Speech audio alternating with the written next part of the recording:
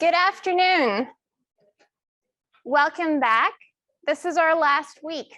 So in this week, week 13, we'll be learning about mental illness and therapy. There's a few typos there. And in this class, which is the first class, we're learning about dissociative, delusional, and neurodevelopmental disorders. So the week 12 quiz results are in. And the average was about 67%. And I wondered, how many people watched the end of the class 1 lecture? And it was about 60 people, so about 60% of students. Some of the answers were in there, but you can also just look at the slide decks that are uploaded to Brightspace. I have posted the assignment 3 rubric. Please do read it. Reading the rubric is adaptive behavior. I'd like you to interpret your results on the personality measures that are less scientific in the context of the Big Five. So if, let's say, you are a highly conscientious person, the Virgo description might resonate with you because it describes conscientiousness. There's also a bunch of Barnum statements in there, but all of those historical and kind of pseudoscientific measures are onto something, right? They're all onto traits of agreeableness, disagreeableness, or they're picked up on introversion, extroversion, or they're picked up on conscientiousness. And then also keep in mind the limitations of personality measures. So when whatever you free wrote there for 2 minutes about who you are, right, in answer to that question, who am I? None of that is ever all going to get picked up by even our best personality test. You can imagine that 2 students that have the same 5-factor scores have totally different answers to that question. The undergraduate psychology conference is taking place this week. It's on Friday. It's all day, and you get to see students present their honors research. And there's also coffee and lunch and all of that. And it's run the same way a professional conference is. So if you're interested in going further in psychology, if you're thinking about honors, I do encourage you to attend. You'll find the poster with all the information on it posted to the news section on Brightspace. I did something with this class that felt pretty risky when I did it. I was a little anxious about how it was going to turn out, because I had no idea what was going to happen.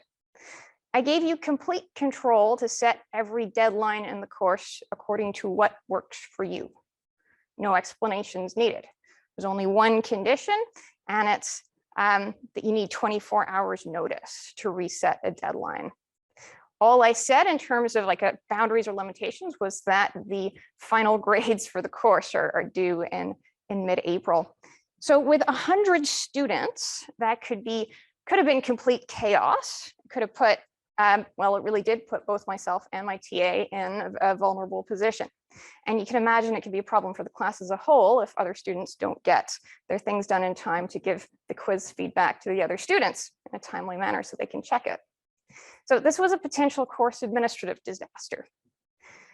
But the theory of transactional analysis predicts that if you treat people like they're adults, then they act like adults.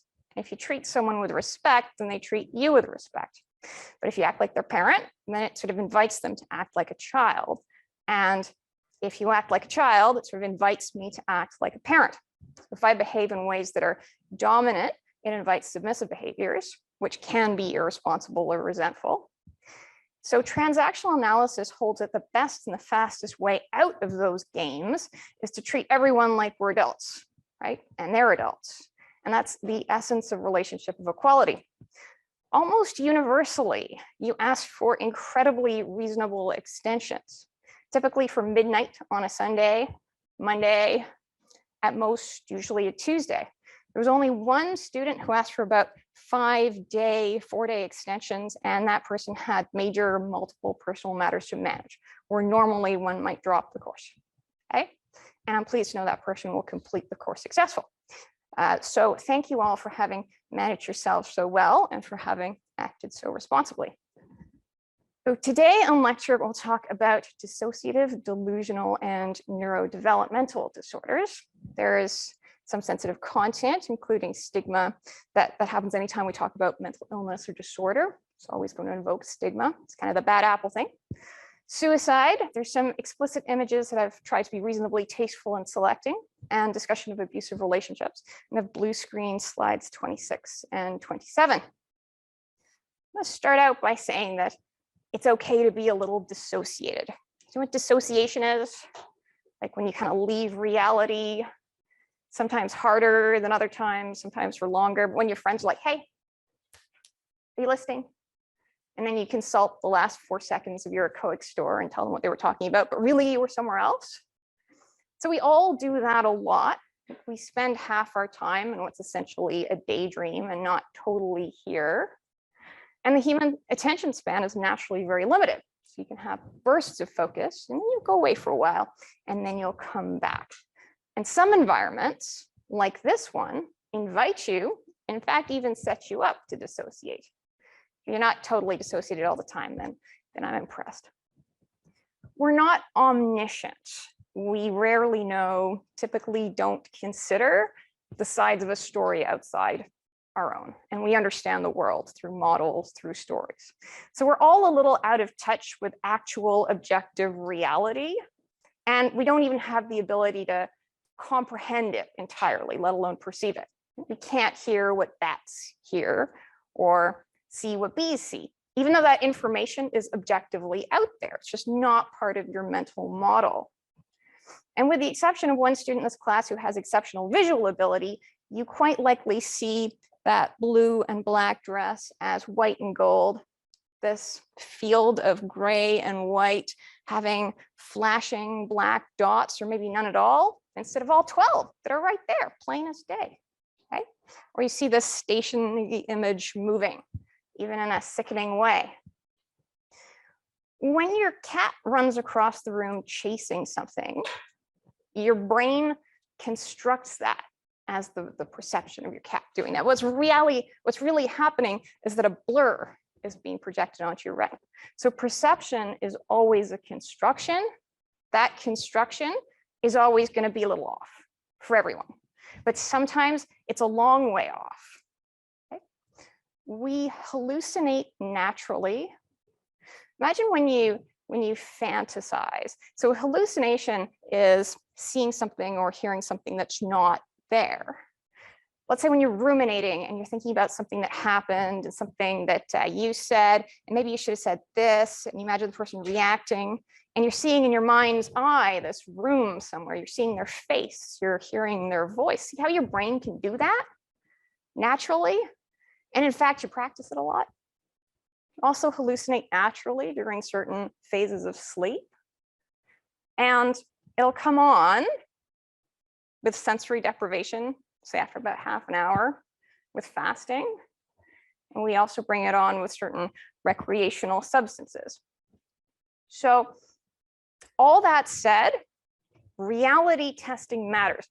Reality testing is your ability to know the difference between what's in your head and what's in the real world. And assuming that we're always going to be a little bit wrong, you could be really, really, really wrong.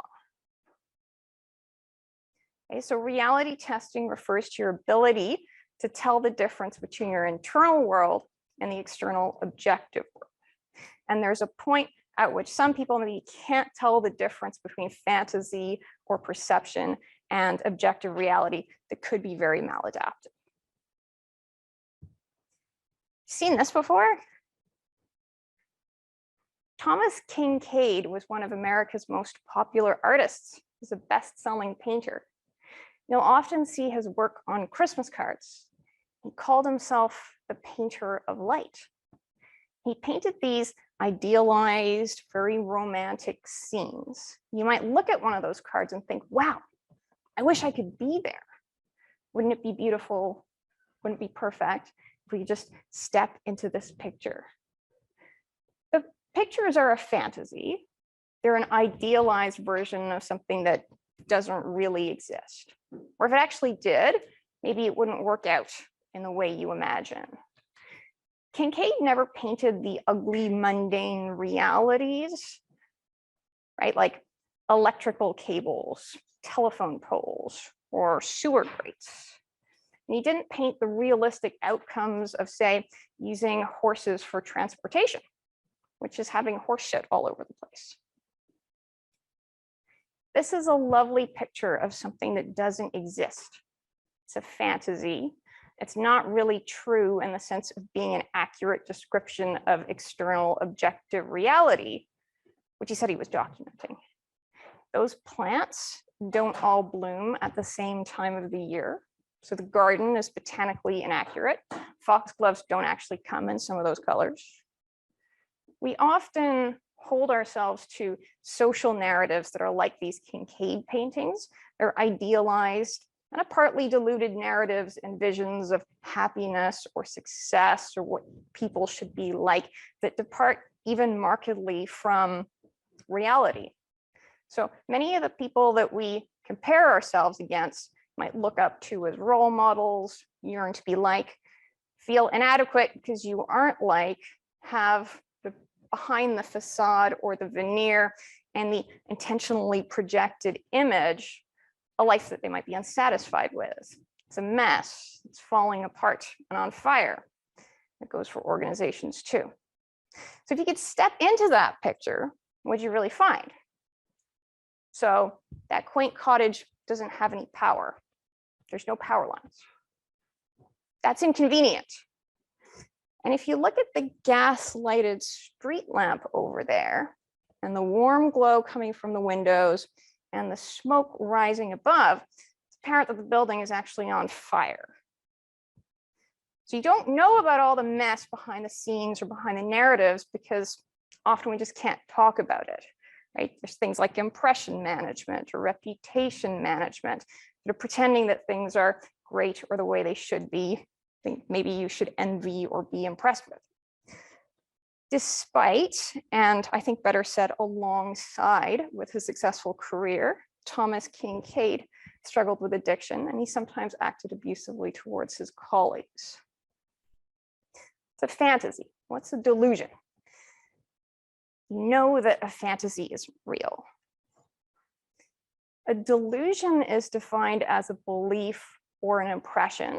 So that's a perception that's idiosyncratic.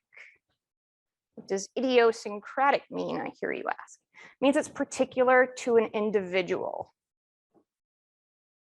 And that is contradicted by what is generally accepted as reality or rational.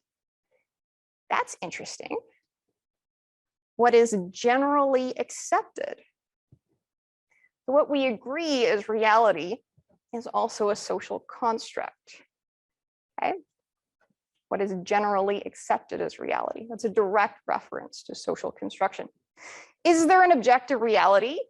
Absolutely, obviously, but that's something that we receive in limited ways and perceive in constructed ways, and that we craft narratives about. And we craft and we share those narratives in a social context where our thinking and our decisions reflect social hierarchies, structures, systems, and cultures. We're all unique selves. You're all going to answer that question, who am I, quite differently, even if you get the same 5-factor personality test scores as another student. So we all have different brains, like fingerprints. So then what is the normal brain?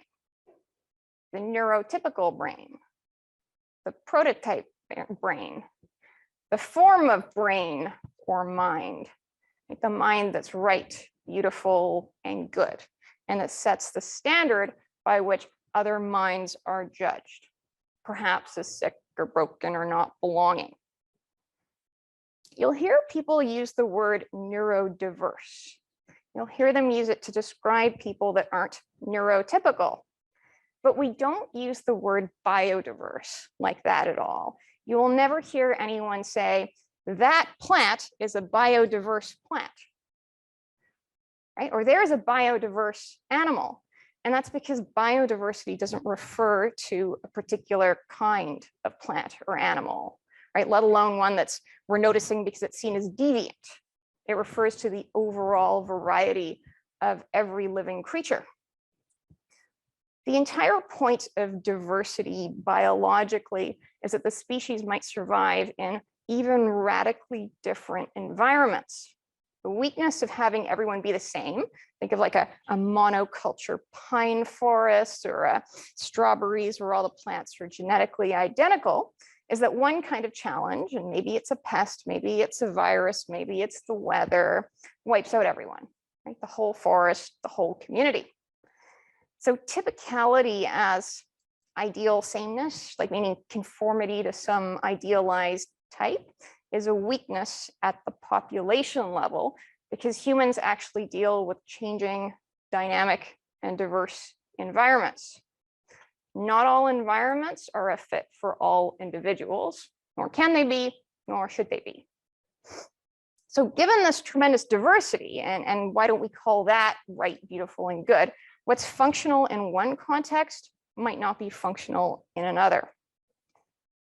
And in many cases, there's not one definition of abnormal, but there will always be people who require, right, in a certain situation, right, who may be functionally impaired and there'll be challenges they need help with. So that's why I prefer to frame it as adaptive versus maladaptive behavior, and always bearing in mind that what's adaptive and what's maladaptive is context dependent and bears a heavy element of social construction. More about human nature. So think about your cat and your dog. They're different, pretty different, right? So your dog is happy to obey. It likes pleasing you. Pleasing you is rewarding for your dog. Cats are not like that. They're not social animals and never have been. They're attached like a territory and live alone, and sometimes in like loosely structured colonies. But those colonies are nothing like wolf packs, say in terms of social organization. And we don't have the same kind of relationships with cats and with dogs, so they're both great. Humans, like dogs, are social animals, live in groups who need each other, who naturally form social hierarchies, and have that instinct or motivation for obedience. Now, we learned about hysteria.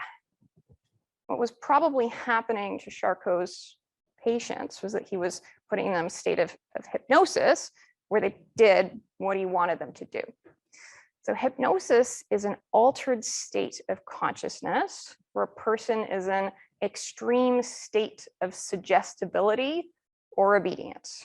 It's a bit of a mesmerized trance state where the person under hypnosis does what the hypnotist says, like perform Charcot's 4 stages of hysteria for Charcot's lecture.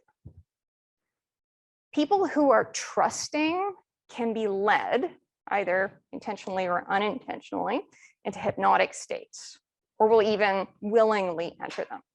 But you can't hypnotize someone who's skeptical. You can't hypnotize somebody that doesn't want to be hypnotized or is onto the game. A person being hypnotized isn't the same thing as a delusion or shared delusion, which we'll talk about, but it is part of the human condition and one I think you should be aware of. I'm going to compare hypnosis to a flow state, and we learned about that in the unit in IO psychology. So when you're working in a flow state, you're totally focused on what you're doing. It takes over, you're in the zone, fully immersed, and enjoying the activity, not thinking about anything else. Let's go back to the ballroom dance metaphor of leadership and followership. Those are both really fun roles to dance, and they're also very different. Leadership rewards through the opportunity to create and direct things, systems, structures, dances that are good experiences for the follower, where they are safe enough to abandon themselves to something, to a flow state. Right? Doing that can be rewarding, and often a vicarious way. A teacher might be happy when their students are engaged and learning. The follower can forget the room and go into that flow state and abandon themselves to the spins and the dips, and that can be exhilarating They can dance backwards, they can dance blindfolded, they can dance without even knowing the choreography, as long as they respond to the lead in the moment. It's a very in the moment kind of a place. That is a lot of trust. And if you want to dance like that, choose a good lead. And one characteristic of a good lead is that they're grounded and aware of reality, like where the walls are in the room. Now, there are some disorders where people lose that touch with reality. So as a group, psychotic disorders refer to mental illnesses where people lose touch with reality. And there's a few of them, but I'll focus on schizophrenia. Schizophrenia means split mind. The idea that the mind is split from reality. And the symptoms are quite marked, very obvious. But then there are delusional disorders. And somebody with a delusional disorder might have an unshakable belief in something that's not true. But they're not totally, they haven't totally lost it, right? They can actually continue to socialize and function well. So let's say that I believed that the administration is out to get me. And I could tell you this, and I'm so sincere about it. And I have all these stories, and I explain all these things to you about the way the system works and the things that I've seen and known. And I also have credibility, and I'm wearing a suit, and I'm up here, and I can work this PowerPoint presentation and pay my bills. So you're thinking, okay, you know, maybe this could be true. So when somebody has a delusional disorder, especially if they're charismatic, right, it's easier to buy it. It's different from schizophrenia in that way.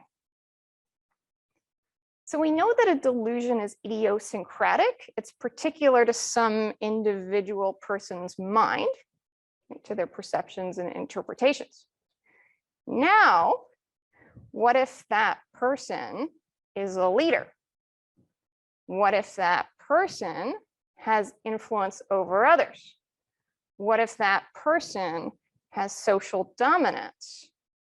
What if that person can create, and even if only on a small scale, a structure, a system, a culture? What if you trust them? What if they're leading the dance? It can get interesting. So we've seen this before. Many people believe in the Enneagram and the theory behind it, academic credentials, and this will give you a whole way to live your life. So let's look at that star-shaped theory. And when you graduate from this class, please remember to always be skeptical of star-shaped theories. So where did that come from? It's kind of mathematical, doesn't it? You know, this connects to that and that. There's a whole theory behind that too. George Gurdjieff was a Russian philosopher, mystic, and spiritual teacher, and also composer of music. And he taught that most humans do not possess a unified consciousness and thus live their lives in a state of hypnotic waking sleep, but that it's possible to awaken to a higher state of consciousness to achieve full humanistic potential. It's like a humanistic personality theory. And he had methods for awakening this higher state of consciousness that were called the fourth way. He called this symbol the Enneagram. He said that all knowledge can be included in the Enneagram, and with the help of the Enneagram, it can be interpreted that you could see all the eternal laws of the universe in this.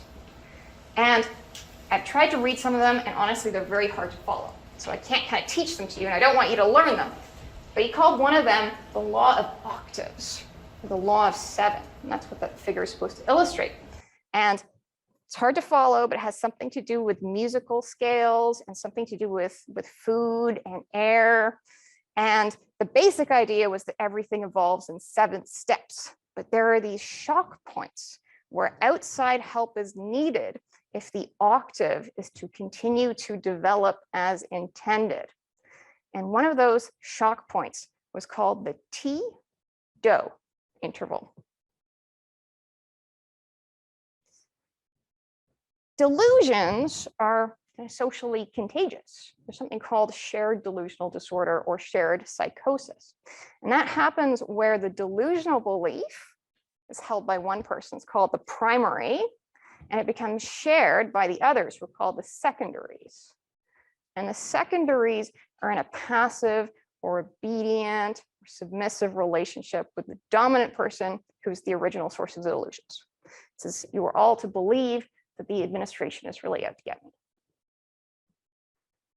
Bonnie Nettles was a nurse and Marshall Applewhite was a music professor. And they called themselves at first Bo and Peep, Guinea and Pig, and finally settled on Tea and Doe. They believed in many things. One of them was the ancient astronaut hypothesis. They thought that the Earth was created by, visited by technologically advanced aliens thousands of years ago, and that Jesus was one of these aliens. Nettles and Applewhite believed in an elaborate shared delusion that they built together over years of a friendship, that they had achieved this higher level of consciousness, okay? And that they were the present representatives of the aliens. And they believed that the aliens would come back to pick them up. Applewhite, who was known as Doe, initially stated that he and his followers would physically ascend to a spaceship. But then T, Bonnie, developed cancer, and she died of cancer. And he saw that, well, she seemed to leave her body behind. And so he changed the beliefs, and he came to believe that she had spiritually ascended to the aliens and saw her body as a mere container. He called them vehicles, okay, for the soul, and that had been put into a new and better alien body. So T was the original, the primary, and Applewhite, who survived her, whose name is Doe, came to pay her homage. He called her the father and changed her pronouns to he and him with capital H's. He believed this ascension, being accepted into the home of the aliens, was the only way to avoid the end of the world, which was also coming. He taught that the aliens who had created the world were disappointed with the experiment and would come back to recycle it. The Heaven's Gate cult had hundreds of followers. They called themselves the crew, T's crew, because they were going to go on to T's spaceship. They were very obedient followers. They did whatever they were told. They fasted, even had themselves castrated upon Doe's teaching that the aliens that they were going to join had no sexuality. For unity, they changed their names so that they all ended in Audie.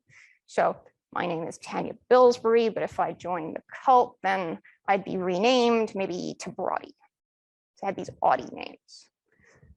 For unity, they all had the same haircuts and they all wore the same black clothes. They wore the same black sneakers, the Nike Decade. And in a difficult branding moment, Nike had to discontinue the entire line. Now, other things were happening in the world. One of them that was about to pass by was the Halebop Comet. So the Halebop Comet passes the Earth every 2,500 years or so. And it was very, very bright when it passed the Earth in 1997. It's called the Great Comet of 1997. In November of 1996, Chuck Schrammick, an amateur astronomer from Texas, took a picture of the comet that showed a fuzzy, slightly elongated Saturn-like thing behind it. What does that look like? Could be a spaceship. Could be the aliens coming back. So it's actually a star named SAO 141894, but the computer program that Schrammick was using, well, didn't identify it as a star because of the way he'd set up the user preferences on the program. But he announced this discovery to the media, that there was something trailing the Halebop Comet. And UFO enthusiasts soon concluded that there was an alien spacecraft following the comet. And one of those people was Marshall Applewhite, known to his followers as Doe. And he was sure that the aliens were on their way back to pick them up. He believed that after their deaths, and that's the only way to get your soul onto the spaceship, okay, the UFO would take their souls to this other level of existence above human, which he described as both a spiritual and a physical kind of place. And they'd all get new bodies into the deal, better ones. Sound like a good plan? After all these years, the Heaven's Gate website is still up. You can go to heavensgate.com, and it's a very 1990s style kind of website. So on the next slide, I'll be showing what was the result of the mass suicide. The group took a position against suicide. They are not pro-suicide. They're completely against it. In the narrative, what they were doing was the right and the rational thing to do. And they were totally entangled in the narrative. These were not called suicide notes. They were called Earth exit statements. Okay? And they were happy to be doing this. They're excited. They can't wait. One of them wrote, "with great joy." Okay? They thought that the true meaning of suicide is to turn against the next level when it's being offered. Right? In their narrative, in Doe's narrative, not killing yourself is actually killing yourself because the Earth is about to be recycled and this is your last chance to evacuate. Right? They said it's your only, right? It's your only chance to survive. So they didn't call those suicide notes. Right? They're called Earth exit statements. And you've read that people commit suicide because of depression or impulsivity, but can be a lot more complicated, socially complicated than that. And this text is really small, but what Erica Ernst, which is called Chicotti, said there was that, this was not sadness. She was not depressed about this. She wrote, "It's hard for some to believe that I would choose to follow my teachers in this transition. And that's because they incorrectly identify me with the vehicle." It's her body, the vehicle. "Some may try to find something in the vehicle's past to explain my so-called bizarre, but really quite natural behavior. There's nothing to find. This vehicle had good parents. The vehicle's life was happy and normal by any standards. I know I was very lucky that the next level thought that I would follow my heart and go with my instincts and try to gain membership into their kingdom." She understands it's hard for relatives to accept that. So Erica Ernst was remembered as a good student, as a good friend, as a competent accountant. She joined the cult after high school. She was sane, but got caught up in all of this. Okay? She wrote that she had no history of mental illness. Another one was Thomas Nichols. He was the brother of Nichelle Nichols, who played Uhura on the original series of Star Trek. Have you guys ever heard the saying, drinking the Kool-Aid? Yeah? What's drinking the Kool-Aid? Referring to Jonestown? Jim Jones? It is, yes. Last suicide? That was that's this one. So that was a bad branding moment for Kraft Heinz. They say that it was actually their competitor's brand, Flavor Aid. Jim Jones, who was the leader of this particular cult, is maybe the most famous example of someone who's considered to have had narcissistic personality disorder. So he believed that he was kind of a higher level being, and his followers believed that too. So in the 1978 Jonestown massacre, over 900 people died. Parents gave cyanide-laced Kool-Aid or Flavor Aid to their babies. Jim Jones had the power in that community, and his followers were very obedient and trusting. It was also quite an abusive relationship where they weren't allowed to talk to other people, right? And he controlled the narrative. And he taught them in a very elaborate narrative that if they didn't do this, something worse would happen. So the parents who gave cyanide to their children actually thought they were helping the children. He taught them that doing this was the virtuous and the good thing. He called it revolutionary suicide and idealized it He said, you know, if you knew what was ahead of you, you'd be glad to be stepping over tonight. You can go down in history saying you chose your own way to go, and it's your commitment to refuse capitalism and in support of socialism.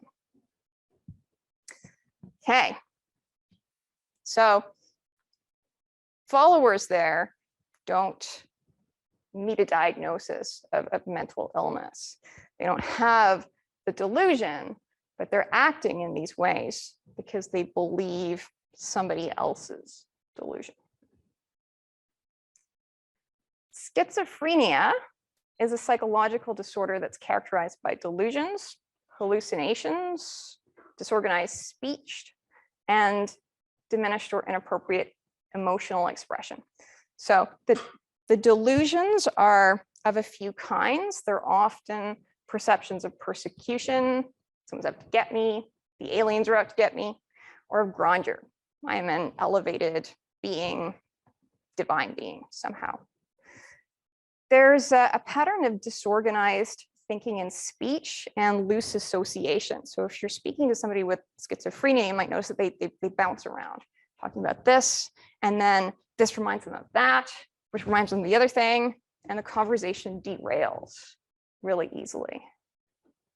So one of the things that I noticed in Jeff's Enneagram stuff is that he bounces around. He's talking about octaves and musical notes and food and air and consciousness, kind of all over the place. But they see these connections really easily and make these connections. So let's say that I believe that the administration is out to get me, and Robert Somerby Murray wears a red bow tie because red is one of the school colors. And see, they left this in the room for me and has red on it. This is a message. It's that type of easily making connections and associations. Schizophrenia has, depending on what part of the brain is being affected and how, both positive and negative symptoms. Positive symptoms, think of this as a positive punishment or adding something, refer to the presence of inappropriate behaviors or perceptions. So having this delusion, hearing a voice, seeing something that's not there. But then as schizophrenia progresses, you tend to see more negative symptoms. So things are shutting down. So people might just not respond, be catatonic, seem like they're in a stupor.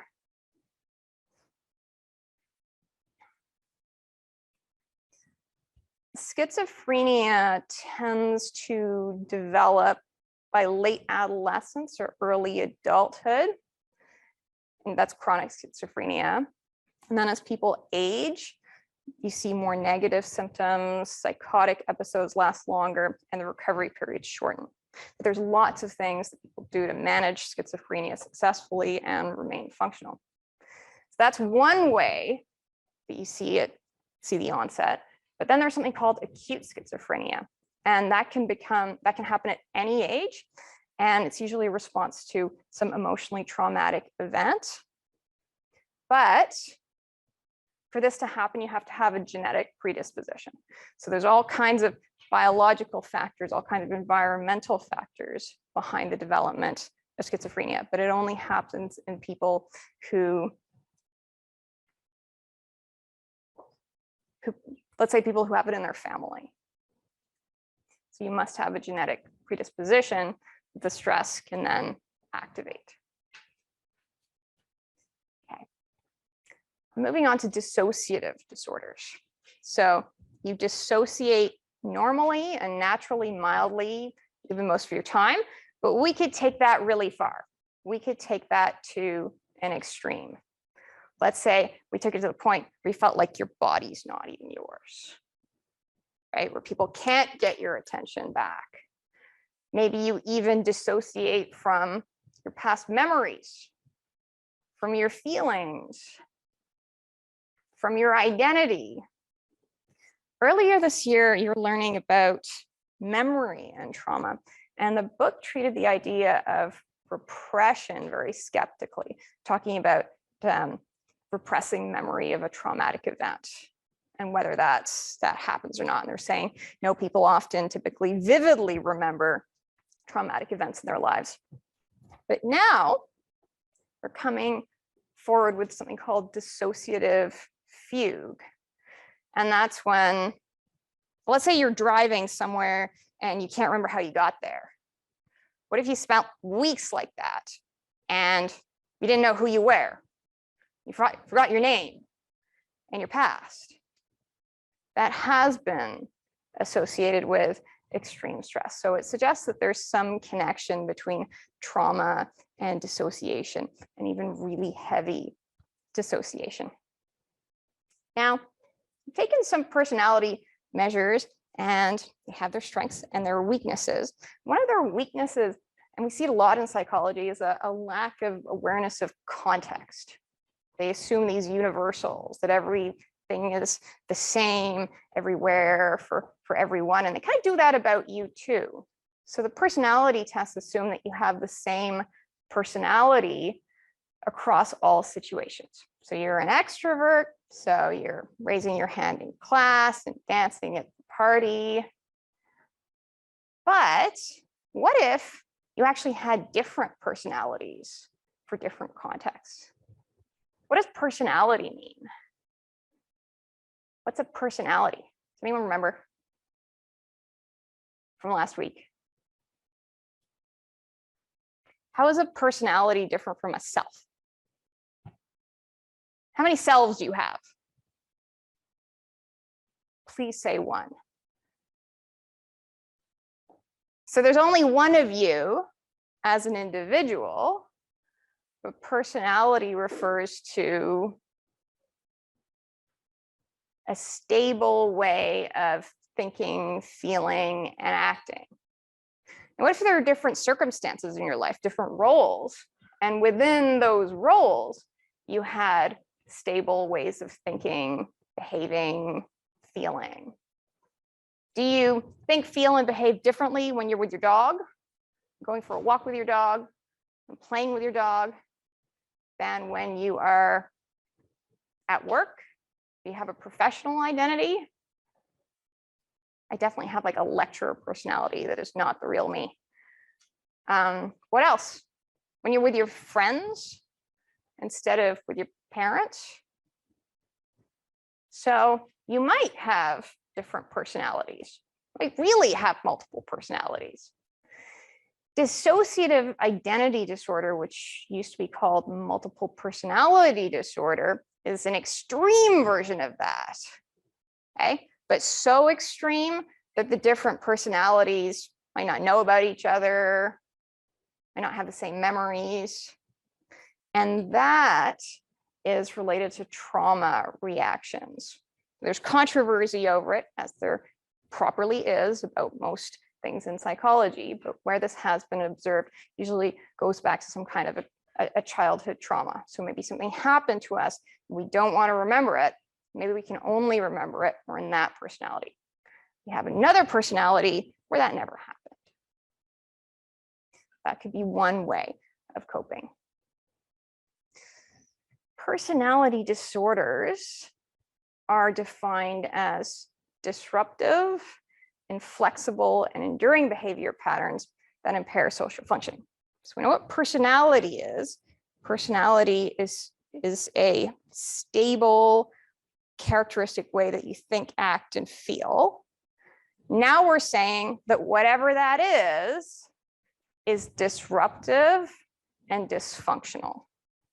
And there are a few different personality disorders mentioned in your text, but they all have three characteristics. There's some kind of anxiety. So maybe somebody with borderline personality disorder has a deep fear of being abandoned. Maybe somebody with narcissistic personality disorder has a fear of what? Not being worthwhile.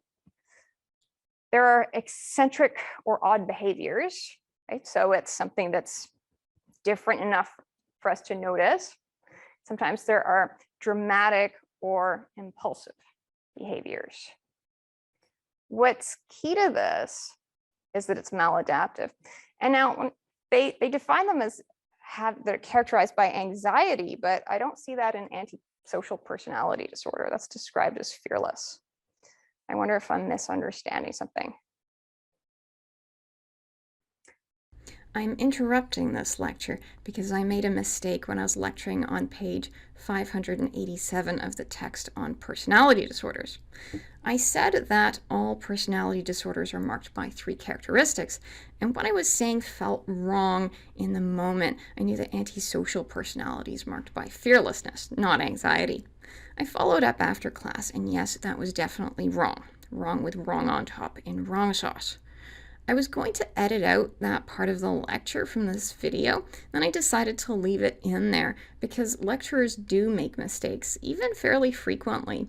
But the social script around lecturing is that we're right 100% of the time and the expert, and you should be taking good notes too. Sometimes that house is also on fire.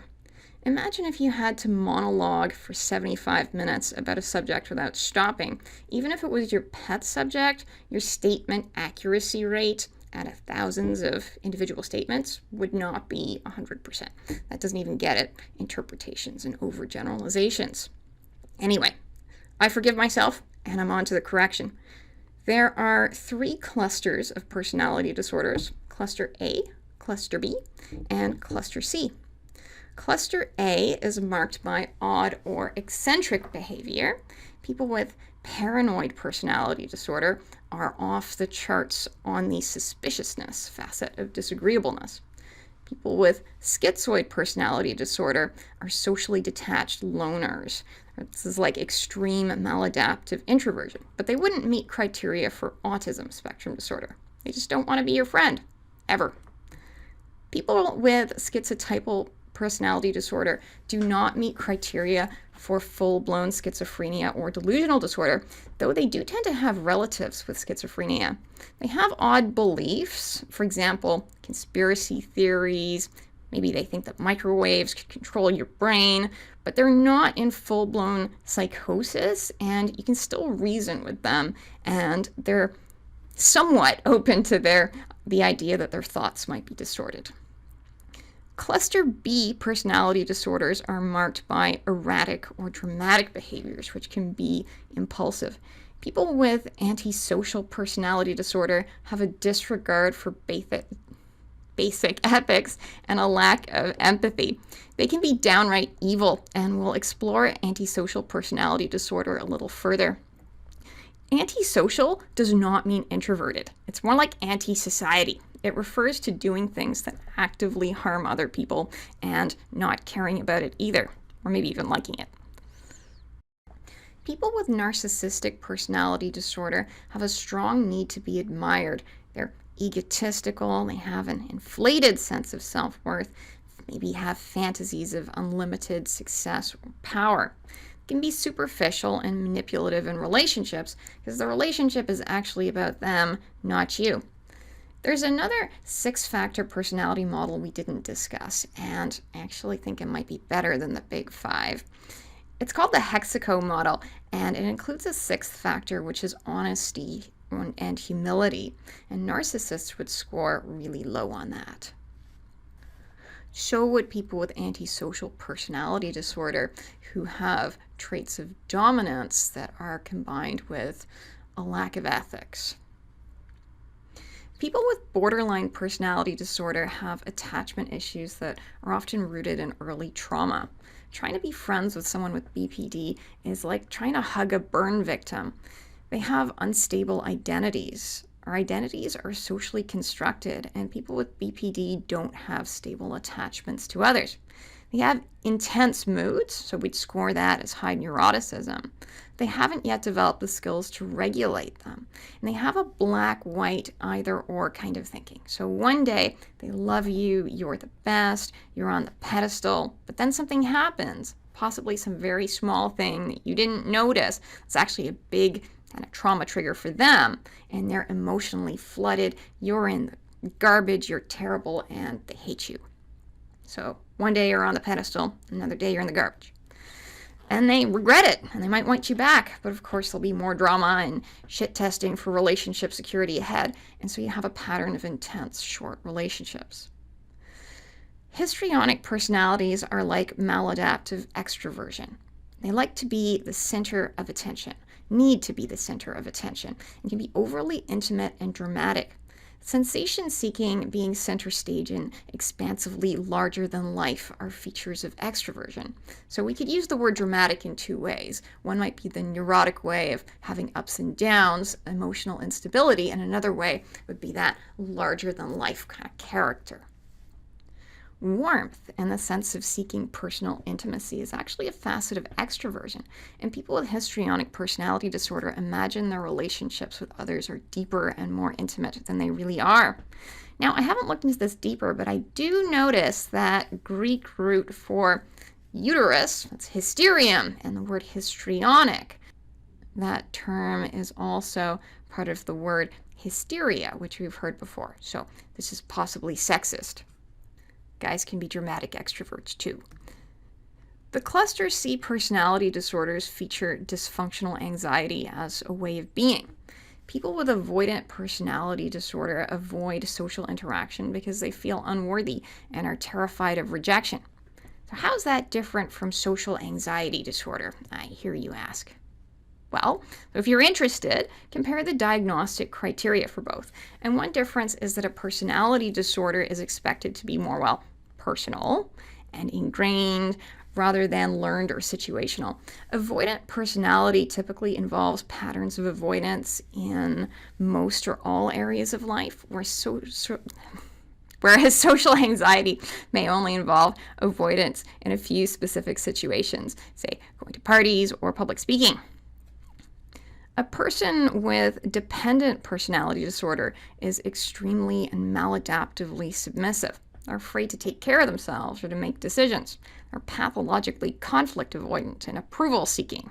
They end up in and have a hard time getting out of abusive relationships. If you want to dance the follow role, if that's what you're wired for, that's just fine. But know how to pick a good lead and respect your own agency and your own responsibility to revoke power from one that's not worthy to wield it. Obsessive-compulsive personality disorder is not the same thing as obsessive-compulsive disorder. And that's confusing because they sound very similar. Obsessive-compulsive disorder is an anxiety disorder. So now we're talking about a personality disorder. So that's going to be broader, more generalized, more characteristic of the person than a more specific situation, say where somebody wants to check if they locked the door 200 times. Someone could have an obsessive-compulsive personality disorder without having the anxiety disorder, OCD. Think of the personality disorder version as maladaptively extreme conscientiousness, having a rigid, perfectionistic way of doing things and a being that stands in the way of getting anything done and damages relationships. Thank you for your patience with this correction. Now let's go back to the lecture hall.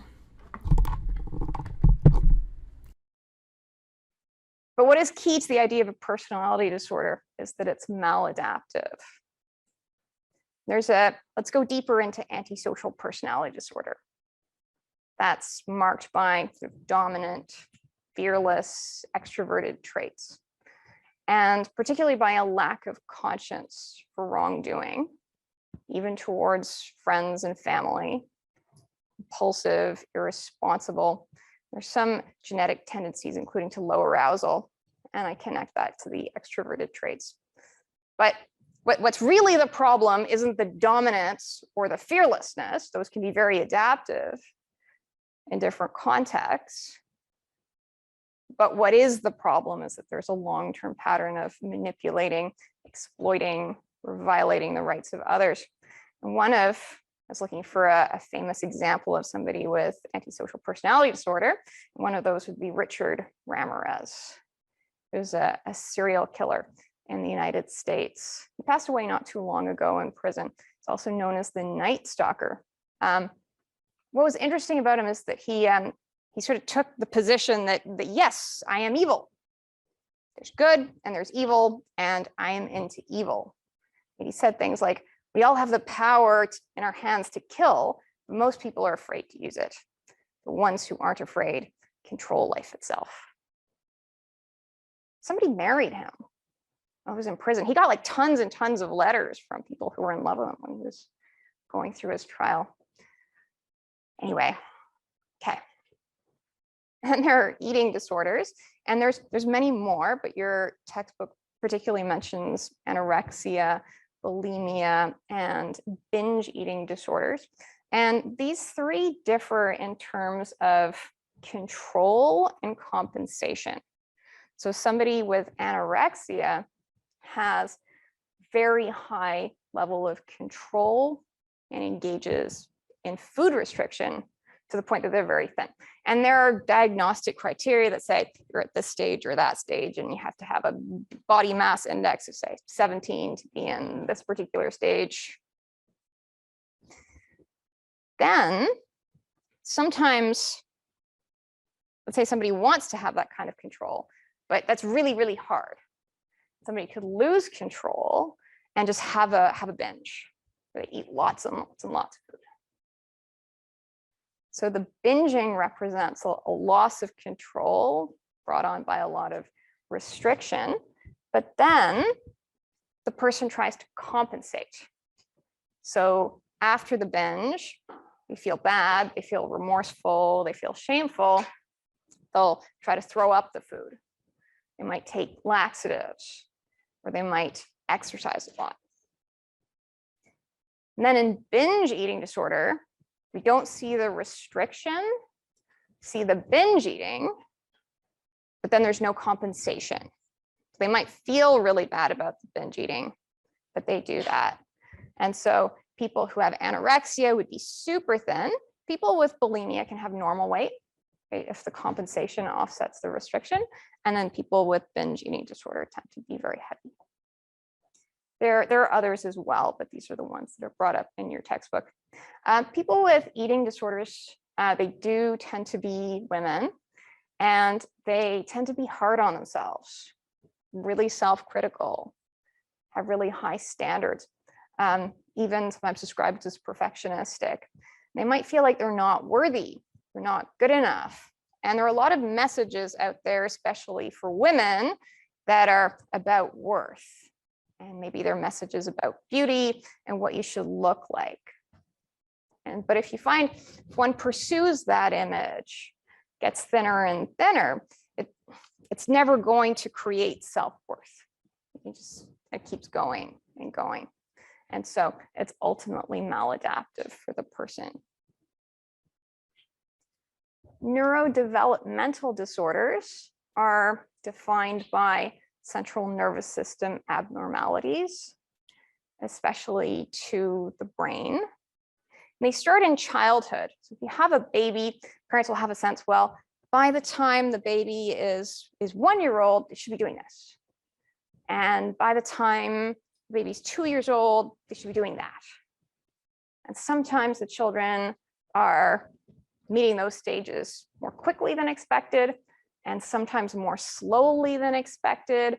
And sometimes parents start to worry, is there some developmental disorder because the child isn't reaching the expected stage at the expected time?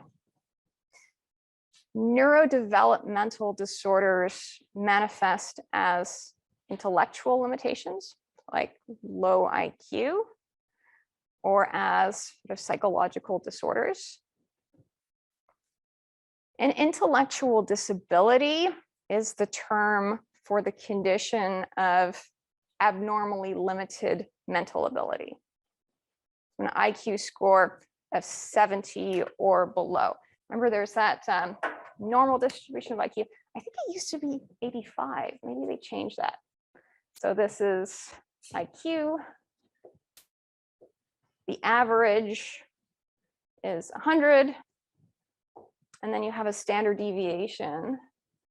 So the mean is 100 and the standard deviation is 15, and this pen doesn't work very well.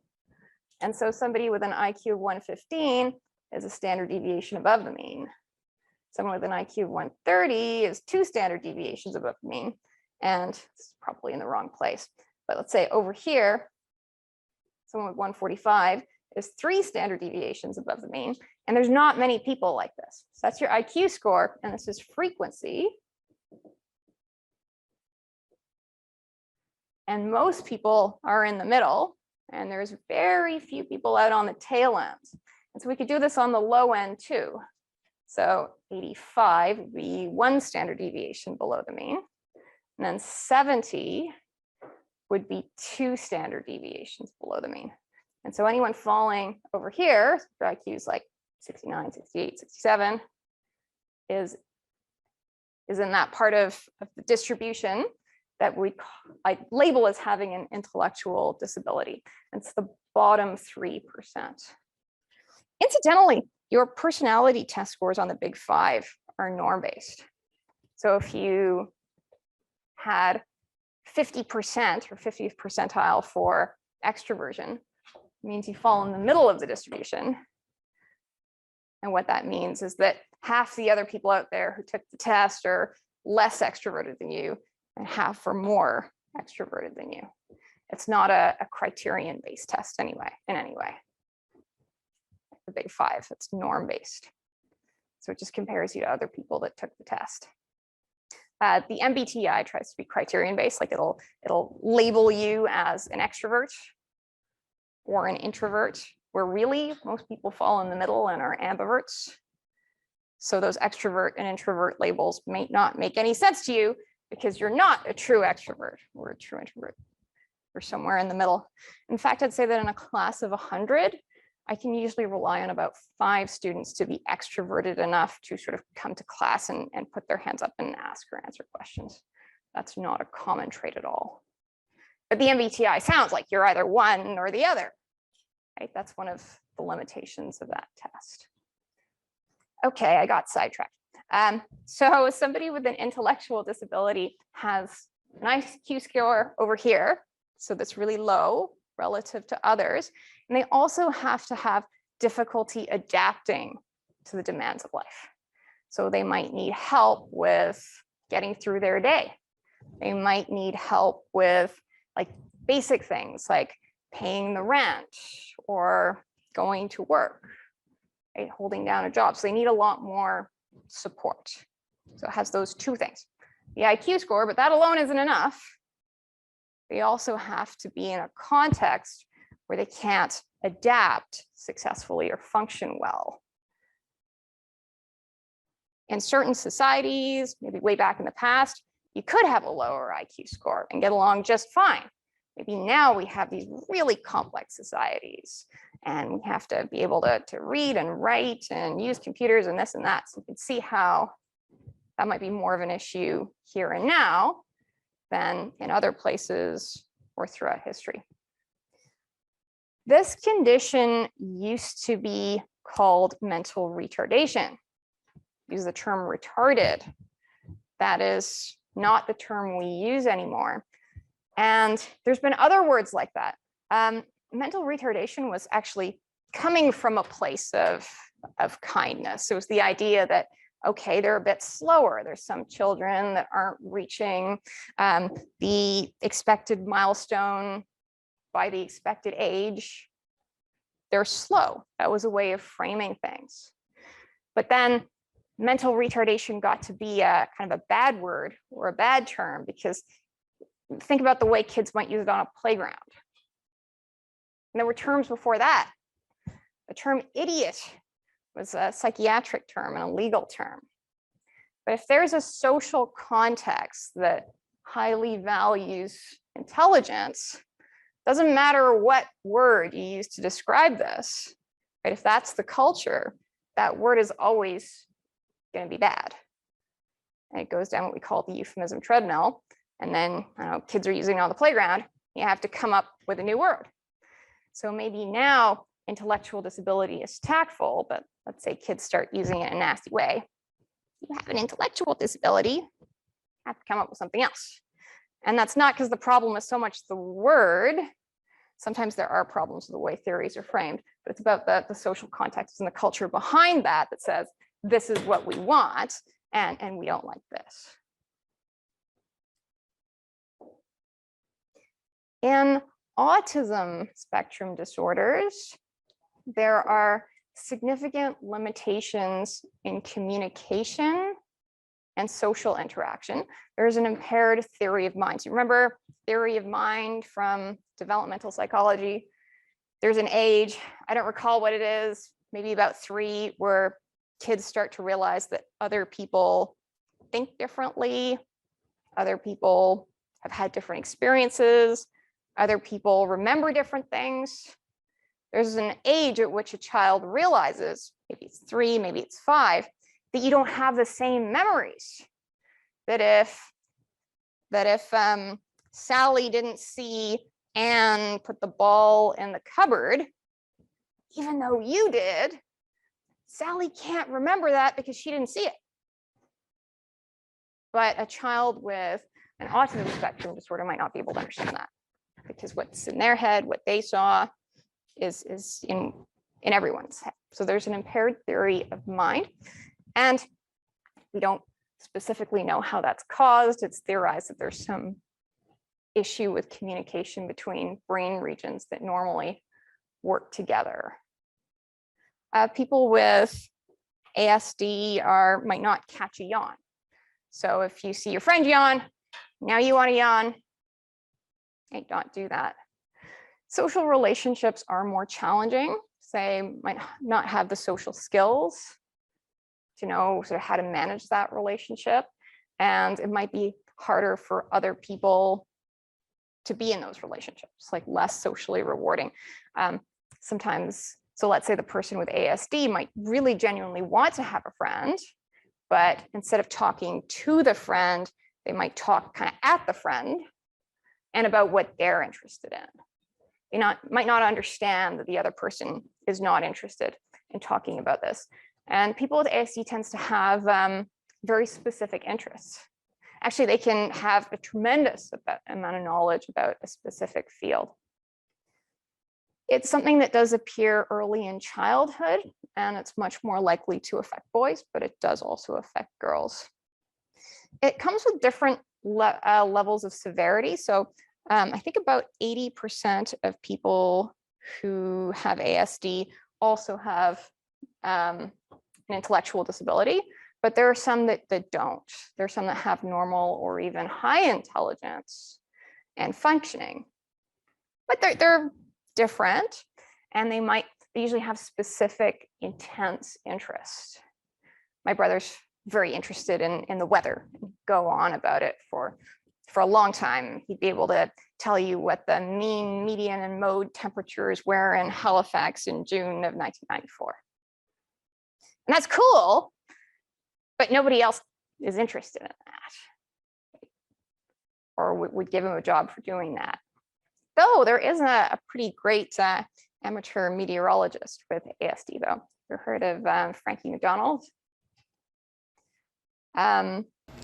There's also issues with stimuli, like being under or sort of undersensitive or like hypersensitive. So sometimes, say, something that you wouldn't even notice, something like the color of clothing or fabric against the skin will just really, really bother them, okay? Like they need to get that off. So little things, little sensory things that we would totally be able to filter out, not even notice, could be very, very disruptive for them. And then sometimes they might be feeling so understimulated that they need to do things that would be like, whoa, what are you doing, in order to get up to the right level of stimulation.